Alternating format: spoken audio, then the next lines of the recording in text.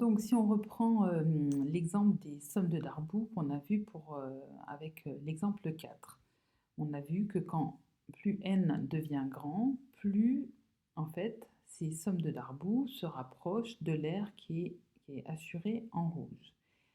Là, on te demande d'admettre parce qu'en fait, d'un point de vue graphique, ça semble évident, mais la démonstration, elle n'est pas si évidente que ça. Là, on s'est placé dans des cas où ça a l'air assez simple, mais derrière, d'un point de vue technique et théorique, c'est assez fin.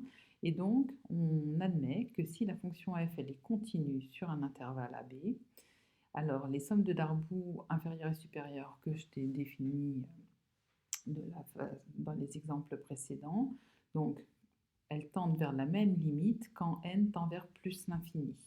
Donc ici, hein, donc quand n tend vers plus l'infini, c'est-à-dire n devient de plus en plus grand, on voit que effectivement les sommes de Darboux dans cette situation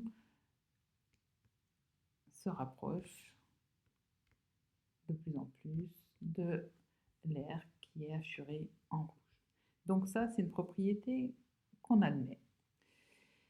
On a donc maintenant ce vocabulaire et notation qui est introduit. On considère, nous, toujours des fonctions f qui seront continues sur un intervalle. Et donc, comme on sait que les sommes de Darboux convergent vers la même limite, cette limite des sommes de Darboux, inférieure et supérieure, quand n tend vers plus l'infini, on l'appelle l'intégrale définie de la fonction f sur l'intervalle AB. Jusqu'à présent, nous, on avait vu des intégrales indéfinies parce que ici, on n'avait rien décrit, on n'avait pas les bornes qui étaient écrites, les bornes A et B. Et donc, quand on a une intégrale définie, en fait, cette fois-ci, c'est plus une fonction, ça représente un nombre, l'intégrale. Défini, c'est un nombre, ça c'est important de bien le mémoriser. Et donc, plus n est grand, plus les sommes de Darboux vont être proches du nombre qui est représenté par cette notation.